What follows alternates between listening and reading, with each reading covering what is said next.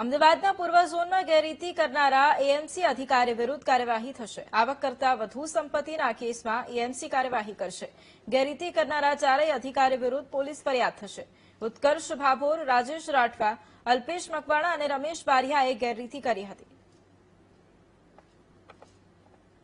આ ચારેય અધિકારીઓ ઉત્કર્ષ ભાભોર, રમેશ બારિયા, અલ્પેશ મકવાણા અને રાજેશભાઈ રાઠવા અમને જ્યારે પણ આ ગંભીરતા ધ્યાનમાં આવી ત્યારે તાત્કાલિક અસરથી સસ્પેન્ડ કર્યા હતા।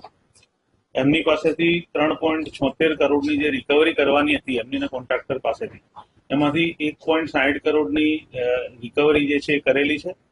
બાકીની રકમ એમની પાસેથી મેળવવાની બાકી છે।